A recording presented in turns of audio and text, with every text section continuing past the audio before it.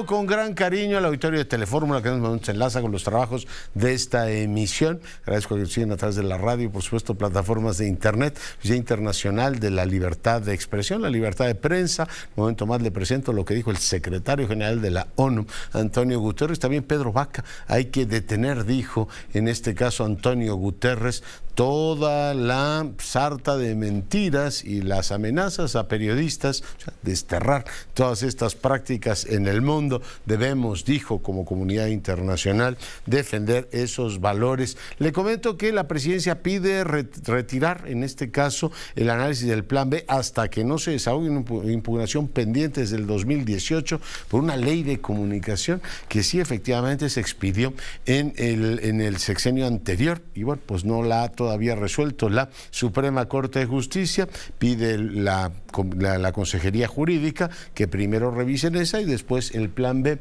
Hoy se recuerdan 2 años de la tragedia de la línea 2 del metro, 117 acuerdos reparatorios, pero hay un 30% de avance en la reparación. Línea 12, pero efectivamente, bueno, pues todavía va para largo el que esté operando la famosa y polémica línea 12 del metro. Hoy fue día de dimes y diretes entre aspirantes y dirigentes de Morena.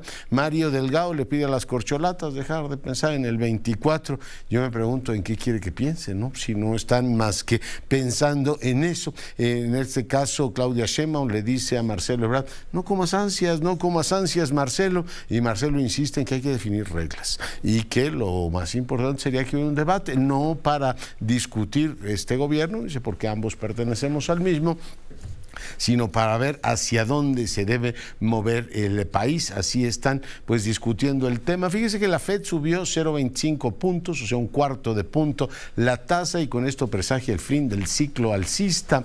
Ajay Banga es el nuevo presidente del Banco Mundial. Petro, el presidente de Colombia, fue ovacionado en el Congreso español. Dice en una entrevista que hoy publica El País que el cambio le ha costado bastante más de lo que esperaba. Rusia acusa a Ucrania, desde la mañana está volando esta nota de querer asesinar a Putin en un ataque con drones. Está bueno para una serie de Netflix, pero bueno, esto es la acusación que hace Rusia. Le comento que en Paraguay hay inconformidad. Después del triunfo del Partido Colorado, que se reportó el domingo por la noche, empiezan protestas por un supuesto fraude. En más información, hoy intercambio de acusaciones entre las bancadas.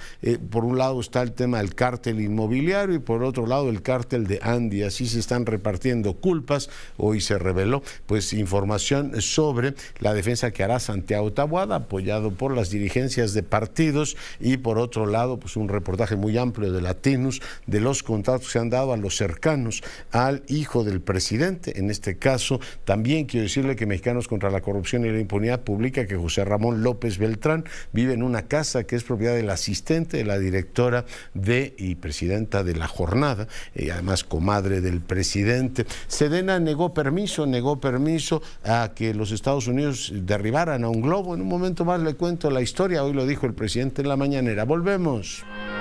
La información, el día de hoy el secretario general de la ONU emitió este mensaje con motivo del Día de la Libertad de Expresión. For 3 decades, on World Press Freedom Day, the international community has celebrated the work of journalists and media workers. This day highlights a basic truth. All our freedom depends on pone press de relieve una verdad fundamental. La libertad de todos nosotros depende de la libertad de prensa, dijo. La libertad es el cimiento sobre el que se sustenta la democracia y la justicia. Gracias a ella disponemos de todos los datos que necesitamos para formar una opinión e interpelar al poder con la verdad. Y como nos recuerda el tema de este año, la libertad de prensa representa la esencia misma de los derechos humanos. No obstante, en todos los rincones del mundo, la libertad de prensa está siendo objeto de ataques, dice el secretario general. La verdad se ve amenazada por la desinformación y el discurso de odio que tratan de desdibujar las líneas que separan los hechos de la ficción y la ciencia de las conspiraciones. La concentración creciente del sector de los medios de comunicación en manos de unos pocos, la ruina financiera de decenas de agencias de noticias independientes y el mayor número de leyes y reglamentos nacionales que sofocan a los periodistas, no hace sino ampliar la censura y amenazar la libertad de expresión. Mientras tanto, dice, los periodistas y demás trabajadores de los medios son objeto de ataques directos en línea y en otros ámbitos cuando desempeñan una labor esencial. Es habitual que sean acosados, intimidados, detenidos y encarcelados. Termina diciendo que al menos 67 profesionales de medios de comunicación fueron asesinados en 2022, un aumento inconcebible del 50% respecto al año anterior. Casi 3/4 partes de los periodistas han sufrido violencia en línea y 1 de cada 4 ha recibido amenazas de violencia física. No más ataques ni amenazas, no más periodistas detenidos, no más mentiras ni desinformación, dice el secretario general de Naciones Unidas. Bueno, pues este es el mensaje y creo que es importante que todos acusemos recepción, tema central para la comunidad internacional. Cambio de argumento informativo y doy ahora la más cordial bienvenida a Marta Delgado. Ella, usted lo sabe, pues es una mujer que ha trabajado en el medio ambiente, ha trabajado recientemente como subsecretaria de temas multilaterales de este país y ayer tomó una decisión difícil, pero imagino, Marta, para ti esperanzadora. Muy buenas noches. Leonardo, la verdad muy contenta con la nueva actividad que desarrollaré, estoy muy convencida y también pues satisfecha con lo que pudimos hacer en la Secretaría de Relaciones Exteriores, formando parte del equipo del canciller Ebrard. Dos énfasis muy particulares en tu gestión como subsecretaria: el tema de una política feminista, no siempre sencilla en una administración como esta, en donde el 73% de los titulares sigue siendo varones. Pero bueno, tú pusiste ese énfasis y también la agenda verde, ¿no?, como un elemento fundamental. Marta.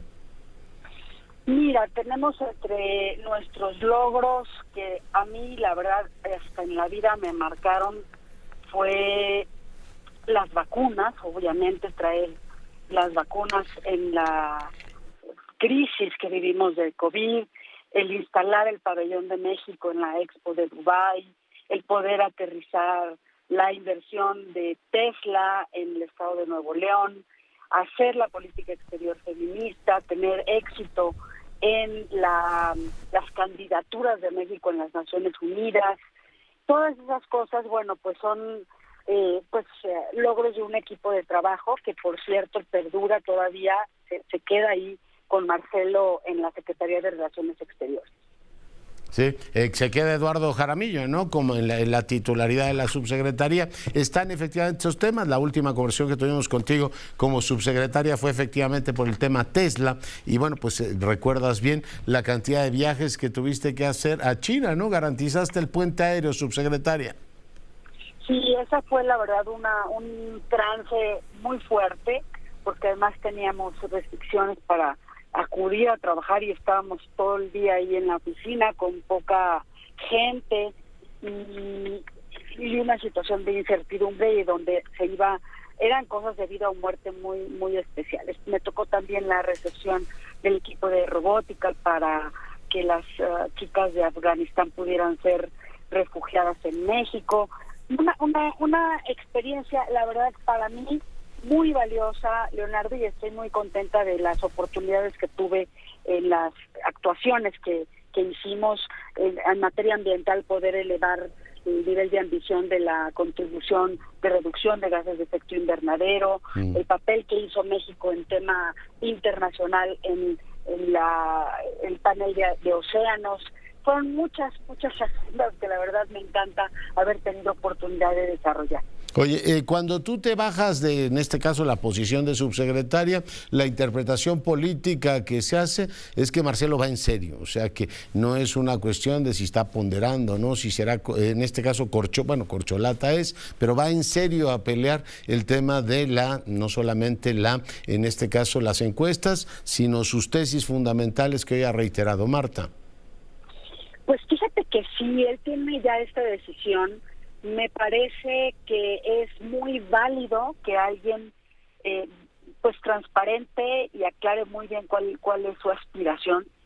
Y a raíz de su publicación del libro del Camino de México, Leonardo, reciente, hemos valorado, y muy importante, el poder recorrer el país para comunicarle a los ciudadanos quién es él y por qué quiere ser presidente, porque creo que todos podemos querer muchas cosas en la vida, ¿no? Pero ¿por qué? ¿Cuál es su motivación para perseguir que él sea el elegido en esa encuesta que va a ser el partido Morena para poder escoger al coordinador de los comités de Morena y posterior candidato a la presidencia?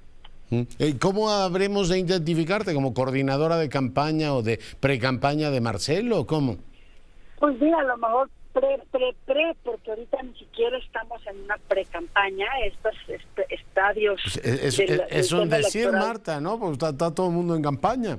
Digo. Pues internamente, ¿no? Ahí inclusive te digo que yo ni siquiera pertenezco a Morena, pero comparto el espíritu de la renovación y la transformación de México del presidente López Obrador.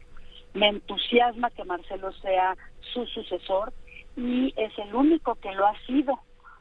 Siendo jefe de gobierno Andrés Manuel, Marcelo lo sucedió y sabemos qué pasó, ¿no? Fue un sucesor pues muy comprometido, muy leal y que también pudo innovar y seguir sus principios y su idea progresista de gobierno, apegada también a un gran espíritu social que tenemos todos los que militamos en la izquierda, ¿no? Me imagino que al bajarte y tomar esta decisión personal, tú crees que los dados no están echados, ¿no? La suerte, la decisión no está tomada, Marta.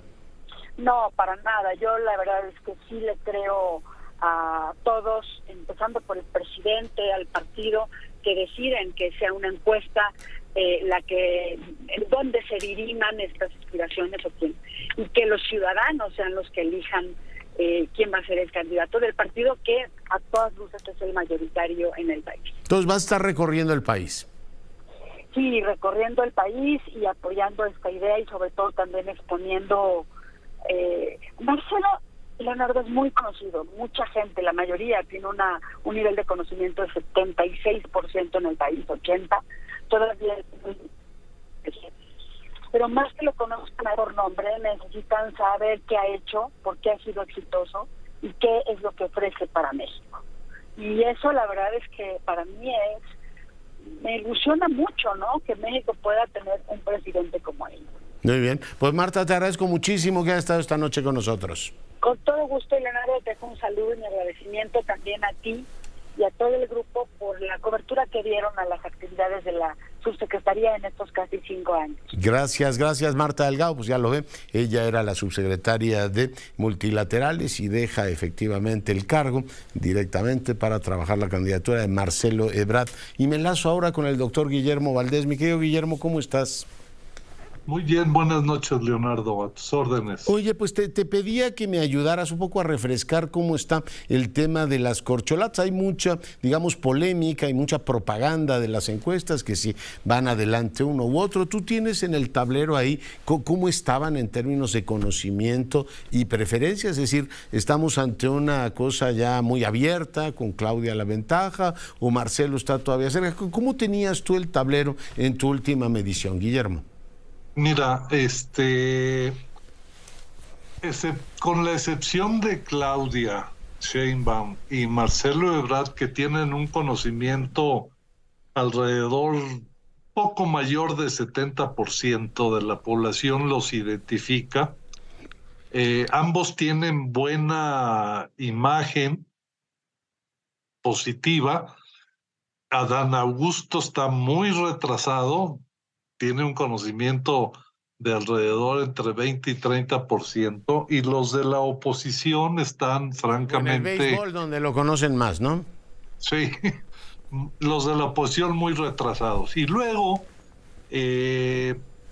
ya en la pregunta de quién prefieren que sea el candidato de Morena, a nosotros nos salió Marcelo arriba de Claudia Sheinbaum.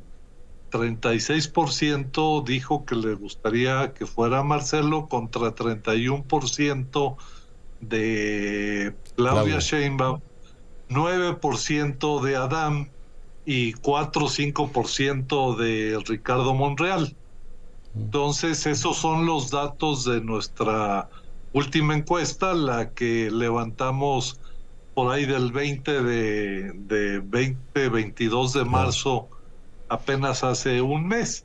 O sea, la moneda estaría en el aire, digamos. La moneda está en el aire. Yo creo que aquí un tema fundamental para Morena va a ser decidir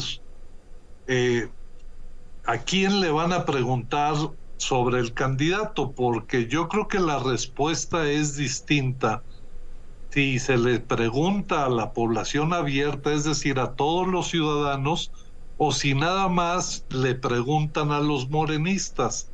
Entre los morenistas, Claudia tiene mayor, no mucha más, pero sí tiene más preferencias que Marcelo. Entonces, pues ahí va a estar una cuestión fundamental del método que definan los morenistas para elegir a su candidato, porque decir una encuesta no basta.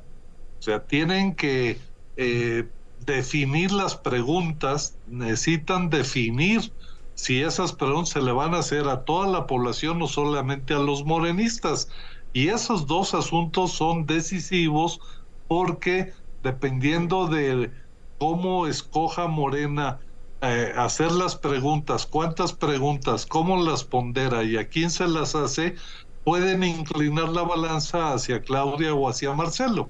Entonces, en ese sentido es correcto el posicionamiento de Marcelo Ebrard de exigir que transparenten y hagan explícitos los supuestos y la metodología de las encuestas.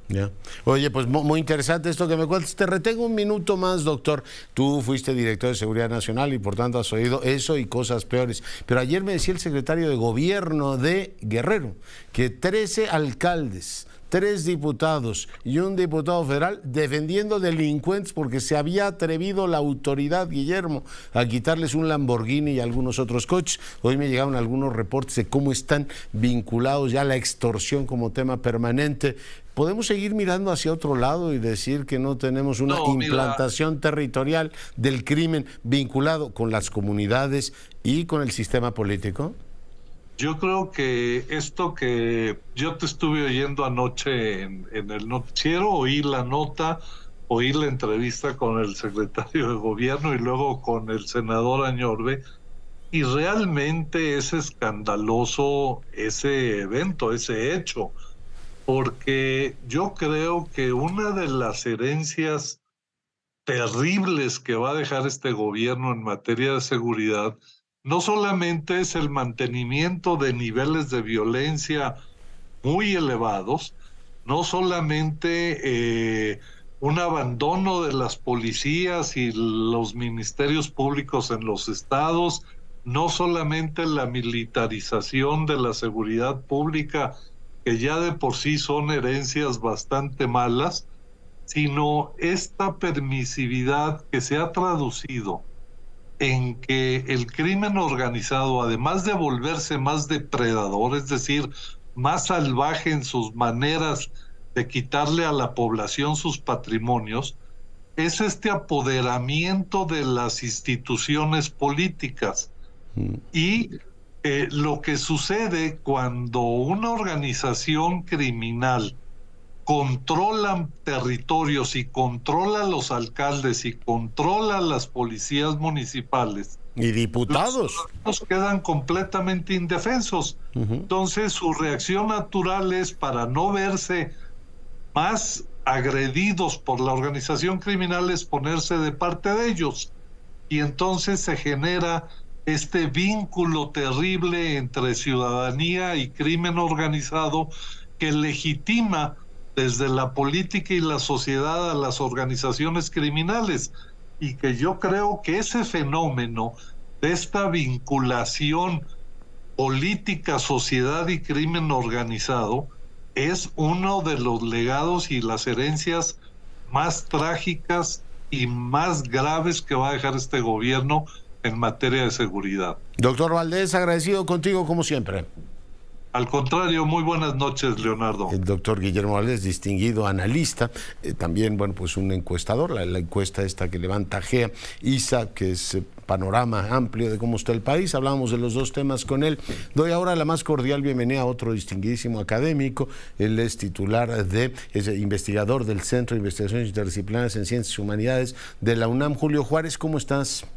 Muy bien, Leonardo, encantado de saludarte a ti y a tu auditorio. Oye, pregunta, la Suprema Corte de Justicia, bueno, pues ya nos enteramos de que iba a frenar, o que la idea de Pérez Dayán es frenar el Plan B. Hoy el presidente de la República, a través de su consejería, dice, antes de que eso ocurra, pedimos que se revise la ley esta de comunicación que se aprobó al finalizar el sexenio anterior. ¿Tu punto de vista, Julio? Mira, básicamente son dos historias que van enlazadas en el ámbito jurídico. Una cosa es el Plan B, digámoslo así, que se aprobó apenas en marzo de este año y que tiene efectos obviamente con todo aquello que podría implicar la reforma a la Ley General de Instituciones y Procedimientos Electorales, básicamente la manera en la cual hacemos elecciones. De eso se habló mucho, hubo muchas expresiones de rechazo a esta ley y evidentemente llegaron a la Suprema Corte de Justicia varias impugnaciones y controversias, dada la aparente inconstitucionalidad de eso. La Ley General de Comunicación Social fue también motivo de mucho debate, aunque esta ley fue aprobada ahora en diciembre del 2022, es decir, a finales del año pasado. ¿Por qué están relacionadas una con la otra? Porque básicamente el aspecto más controvertido en la Ley General de Comunicación Social que aprobó el Congreso en diciembre del 22 atañe precisamente a una modificación en cuanto al concepto de propaganda y básicamente, para resumirlo en una sola nuez, el aspecto más controvertido es que ahora el partido mayoritario en el poder, Morena, está determinando que los servidores públicos no hacen propaganda cuando comunican, exponen, nos enseñan, oye, como la iglesia, le enseñan. Exacto, están educando. El magisterio, ¿no? Nos educan. Bueno, el concepto más puro de propaganda es la propagación de la fe cristiana en la época de las cruzadas, y ahora lo que hace esta ley es básicamente decir, sí, la propaganda está prohibida, pero cuando un funcionario público, sobre todo de este gobierno, se pronuncia y hace campaña, y obviamente ese es un guiño muy grande, no solo a las mañaneras y al señor presidente de la República, sino por supuesto también a la acción política de comunicación que hacen todos los gobernadores y los funcionarios públicos en sus cargos para meterse en las campañas, pronunciarse a favor de un partido, en contra de la oposición. Es decir, da un cambio conceptual muy importante. Ahora, lo que emitió hace algunas horas la Consejería Jurídica de la Presidencia fue pedirle a la Suprema Corte que antes de resolver las controversias constitucionales de esta nueva ley aprobada en el 22 de Comunicación Social, se remitiera a las impugnaciones que se le hicieran a una ley general de comunicación social que se aprobó en marzo de 2018, es decir, en la administración de Enrique Peña Nieto ya se había reformado esta ley, hubo muchas inconformidades de parte de varios actores. ¿Cómo le llamaron la ley? ¿Qué se llamó aquella?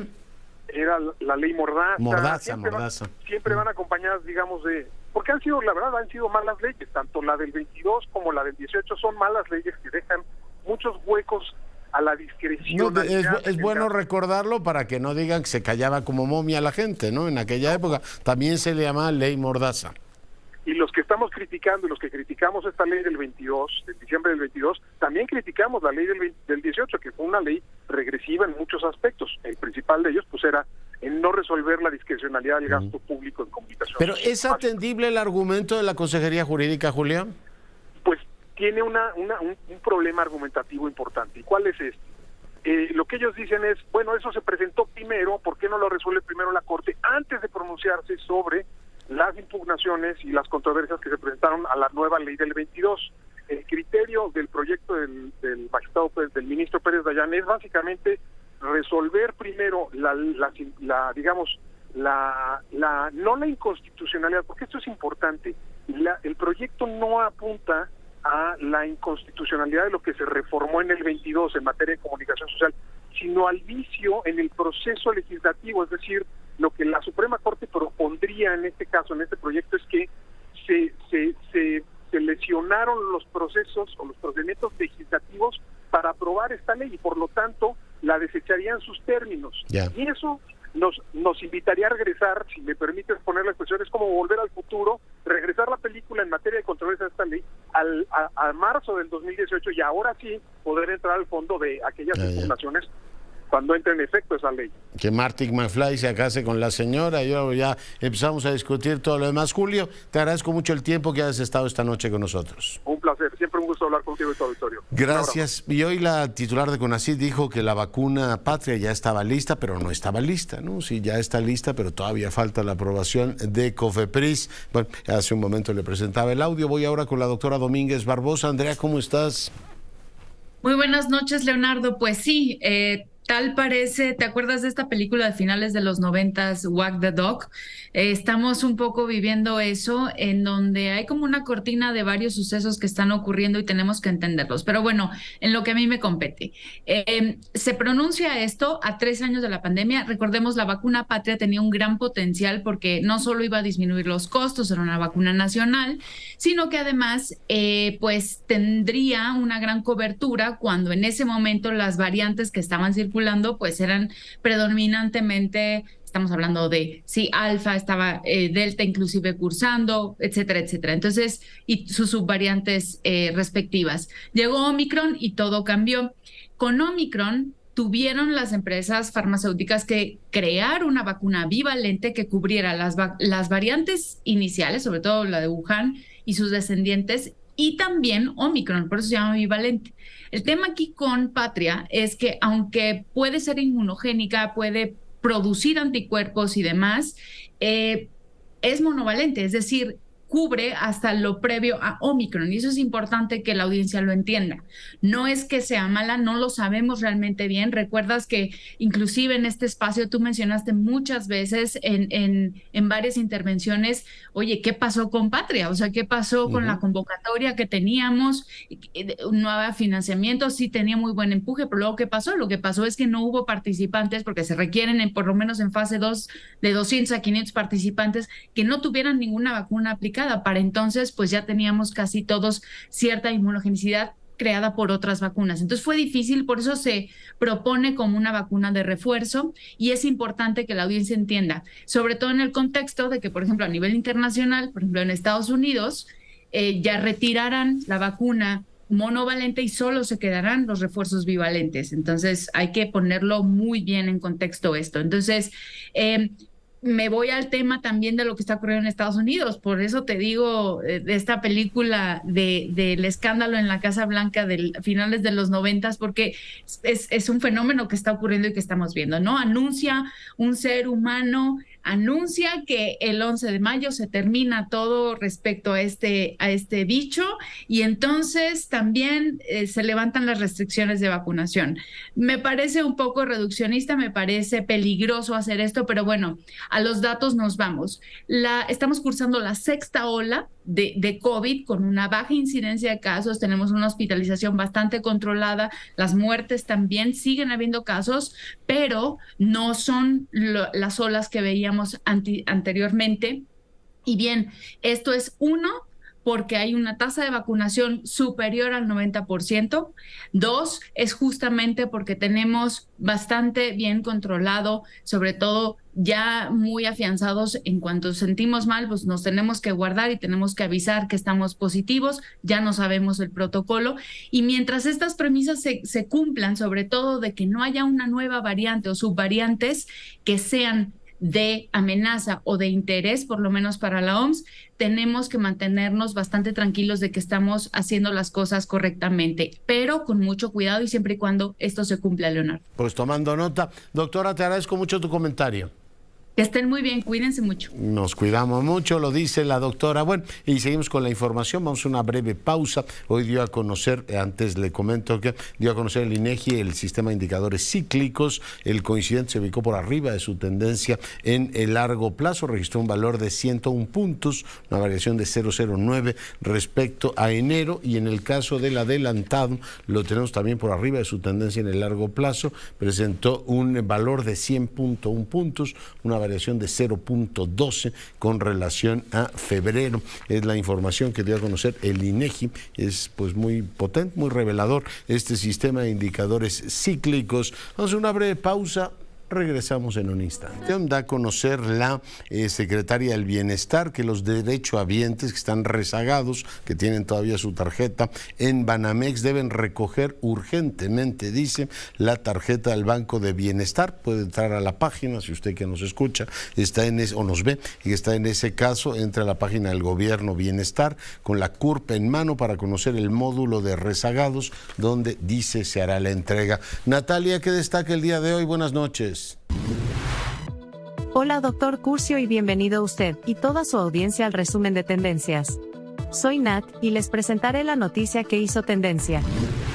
La noticia que fue tendencia mundial se generó desde el Kremlin, en Moscú, ya que el gobierno ruso dice que derribó la noche del martes 2 drones que tenían como objetivo el Kremlin y acusó a Ucrania de intentar matar al presidente Vladimir Putin.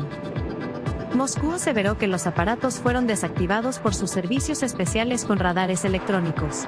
El mandatario ruso no estaba en el Kremlin en el momento del presunto ataque, afirmó su portavoz, Dmitry Peskov, según la agencia estatal de noticias. El funcionario también aseguró que no hubo daños materiales en los históricos edificios que sirven de sede a la presidencia del país.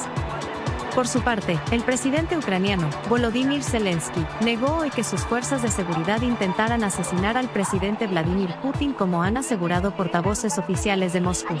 Nosotros no atacamos a Putin ni a Moscú, solo luchamos en nuestro territorio, defendemos nuestros pueblos y ciudades, dijo Zelensky en Helsinki en una rueda de prensa conjunta con los líderes de Finlandia, Dinamarca, Suecia, Noruega e Islandia.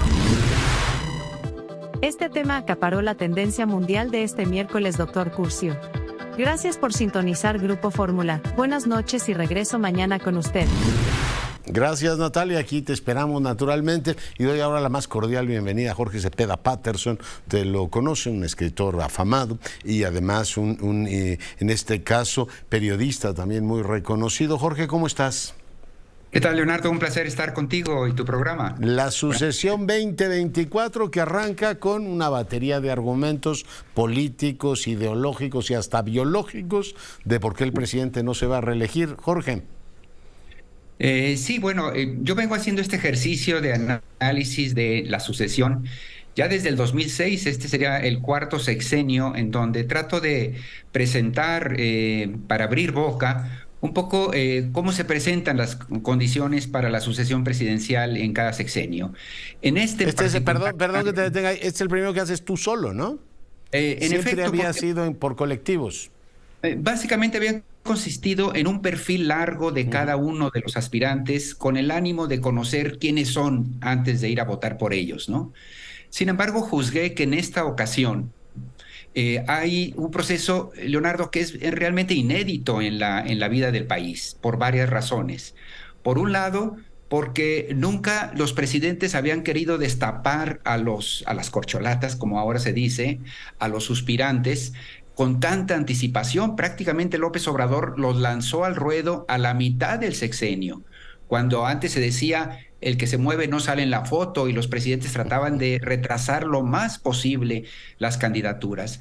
Segundo, porque el presidente no solo ganó la elección en el 2018, sino que siguió siendo un candidato a lo largo de toda su presidencia, justamente con el propósito de amarrar la continuación de su proyecto de manera transeccional, de tal manera que nos encontramos en que ahora el proceso interno de Morena para decidir a su candidato probablemente sea el definitivo para saber quién va a ser presidente del país. Es decir, en lugar de llevarlo hasta el próximo verano, en el 2024, es muy probable que los mexicanos estén definiendo al próximo presidente justo en esta encuesta o en este proceso interno de Morena, dada la enorme ventaja de intención de voto que tiene en este momento el partido oficial. Sí. Oye, tú das por hecho que el presidente no se va a reelegir, ¿no?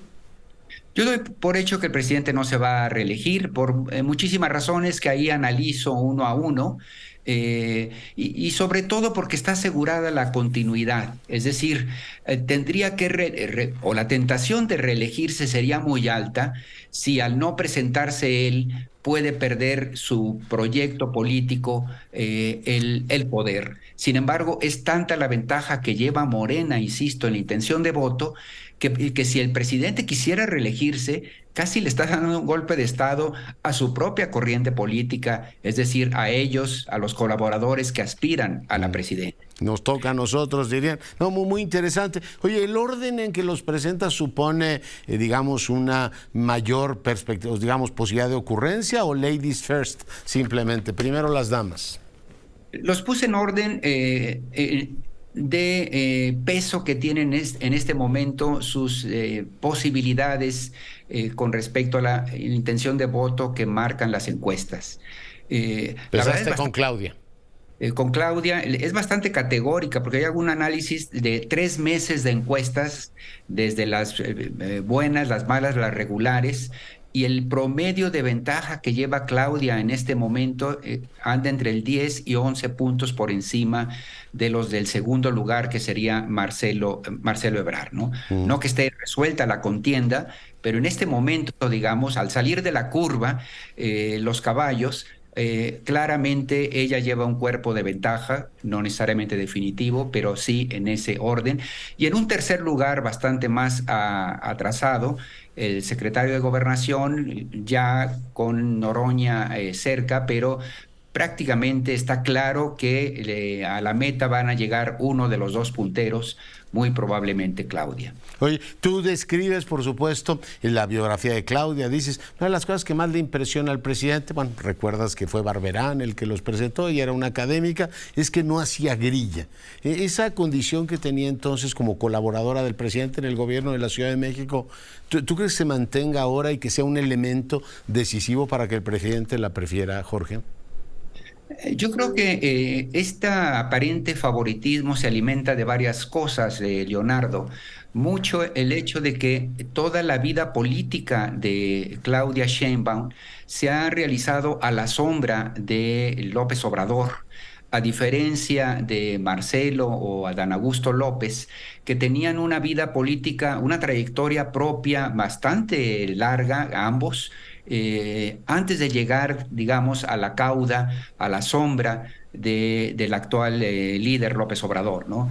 En ese sentido, sí, el presidente sentiría de entrada que es alguien cercana, la más cercana, digamos, a su corriente política, porque es hechura exclusivamente de su corriente política. Y luego estarían otros atributos, la posibilidad de dar el gran campanazo histórico de una mujer por vez primera presidente del país, entraría en el esquema de la transformación que intenta el presidente. Es muy interesante de todo lo que nos recuerdas, el tema de Ima, su matrimonio, el vínculo, pero hay una parte que me llamó mucho la atención y me encantaría que desarrollaras ahora. O sea, Claudia Sheinbaum es una científica.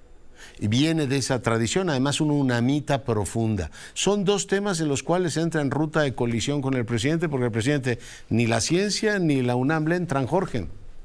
En realidad, en el fondo son bastante distintos, es decir, ni por orígenes, es decir, Claudia Sheinbaum procede de la clase media ilustrada de este país, ha vivido 4 años en el extranjero, tiene un doctorado, habla inglés más que fluido, ha viajado, etcétera, etcétera. Sus abuelos son europeos de origen. Y es investigadora de la UNAM, ¿sí? Ella ha pasado más tiempo, incluso en este momento, porque está cumpliendo 60 años, ella ha pasado más tiempo como investigadora que como funcionaria de la administración pública. Es decir, pesa bastante en ella todavía esta formación. Y en efecto, como candidata, decías bien, Lorenzo, Leonardo, no creo que vaya ella a ponerse a contrapelo de las posiciones del presidente con respecto a la comunidad científica, a la propia UNAM, a la que machuca con cierta frecuencia, pero sí pensaría que una vez en Palacio Nacional, si es que ella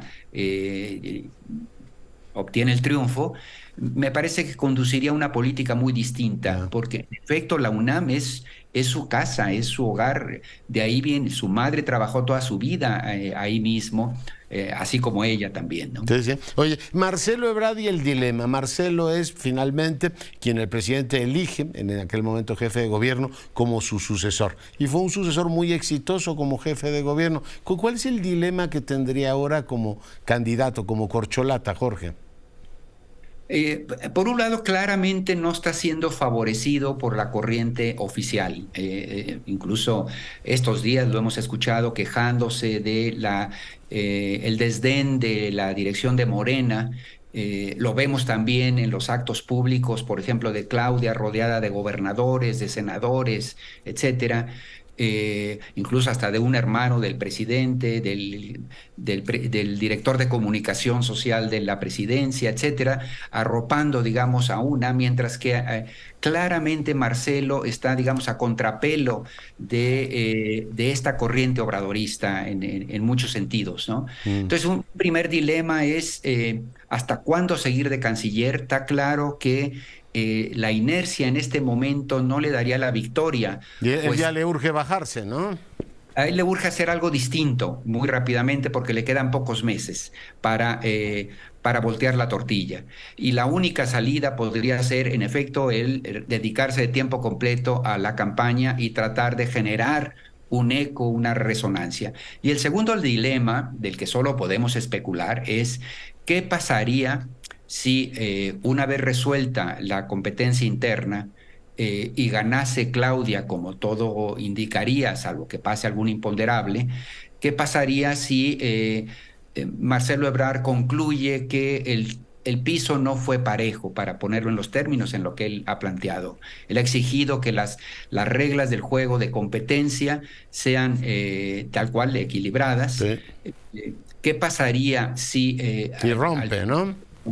¿Rompería o no? Y ese sería su gran segundo dilema, ¿no? Yeah. Oye, y para el presidente también es uno, o sea, no siempre la favorita o el favorito es el que además ha mostrado un alto nivel de pragmatismo en eso el presidente, decir, oiga, hay que ver quién garantiza el triunfo y quién garantiza, supongo, una coalición lo más amplia posible para que su legado siga funcionando y no ganar por los pelos con 35 puntos, Jorge. Fíjate que son dos cosas distintas, lo planteas bien. Por un lado es cómo asegurar el triunfo, que lo único que no se puede permitir López Obrador es que su sexenio, como el de Peña Nieto y el regreso del PRI, haya durado solo 6 años, igual que la 4T solo hubieran durado 6 años. Necesita ser transeccional. Entonces, lo único que no se puede permitir es perder. Sin embargo, en este momento parecería que con cualquiera de estas corcholatas gana, gracias a la ventaja que lleva Morena. Pero el segundo criterio, Leonardo, sería no solo basta ganar, sino cómo, ahora que ha experimentado el presidente lo difícil que es gobernar con tantos obstáculos, resistencias a su proyecto de cambio, él está muy consciente de que no solo basta sentar a alguien de su partido ahí en la silla presidencial, sino también asegurarse que puede darle la gobernabilidad, la viabilidad a su proyecto para hacerlo eficaz, eficiente y que no se vaya a convertir en un callejón sin salida el próximo sexenio. Entonces también tiene que pensar quién sería el más o la más hábil para la operación política, económica, de conducción de este país, ¿no? Oye, a estas alturas, después de lo que ocurrió el sábado y el artículo que publicó el lunes Ricardo Monreal, ¿se le puede seguir considerando corcholata, Jorge? Corcholata, ¿a quién? ¿A Ricardo Monreal? Ricardo Monreal, sí. Yo creo que no, en ninguno de los escenarios entra con una posibilidad real. A mí me parecería que Ricardo Monreal está jugando a ser un contendiente para la presidencia con el propósito esencialmente de poder luego trucarla, cambiarla por alguna otra posición política. Para nadie es un secreto que la gran aspiración de Monreal durante mucho tiempo ha sido quedarse como jefe de gobierno de la Ciudad de México y probablemente aspiraría a alcanzar un cierto volumen en la intención de voto presidencial, no para ganar ni mucho menos, pero sí para negociar una segunda posibilidad en otro ámbito que podría ser el de la alcaldía. Por lo menos eso sería su aspiración. Yo no vería un escenario en donde Morena quisiera concederle esa alcaldía, entre otras cosas por la rivalidad que Monreal tiene con Claudia Sheinbaum. Claro. Es decir, si Claudia llegaría a Palacio Nacional, lo único que no querría es tener un jefe de gobierno, un alcalde de la capital con antagonista, ¿no? Claramente. Recordemos lo que vivió Fox justamente con López Obrador como alcalde de la ciudad, ¿no? Esto sería peor porque son compañeros, ¿no? Pero bueno, ciertamente muy interesante el libro, por supuesto, a la oposición en general. Ves la caballada muy flaca, Jorge. Sí, lo veo tanto en términos de partidos, el PRI y el PAN sumados, su intención de voto prácticamente en todas las encuestas se queda corto con respecto a Morena como partidos.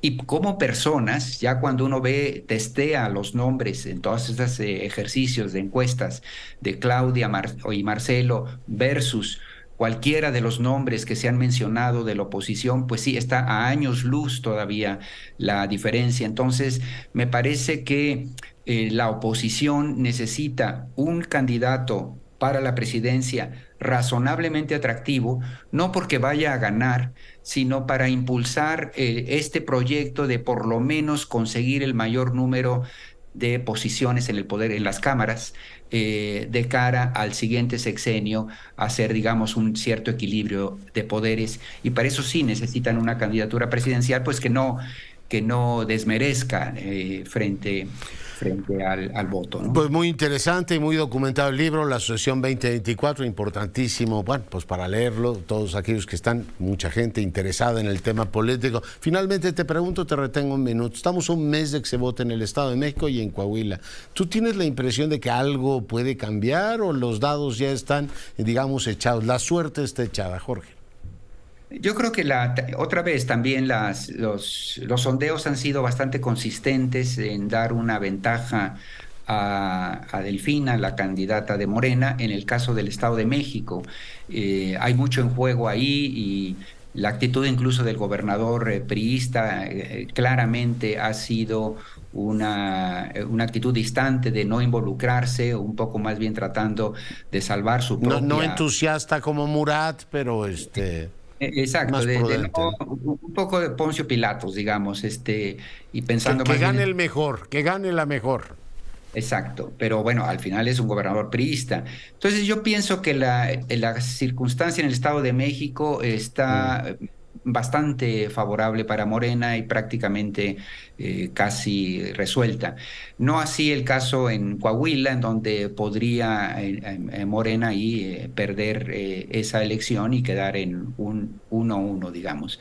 Evidentemente al presidente le interesa fundamentalmente el Estado de México y lo ha mostrado claramente Morena y todo el apoyo que se ha volcado sobre para mí el enigma es, siendo importantísimo el Estado de México, por qué admitió que la 4T se dividiera en Coahuila como se dividió, pero será ocasión de otra conversación, mi querido Jorge. Te mando un gran abrazo y felicidades por el libro. Muchas gracias y muy, muy amable por este espacio. Un saludo. Gracias, Jorge Cepeda Patterson y su libro La Sucesión 2024. Nos vamos. Cuídese y sea rabiosamente feliz. Se lo merece.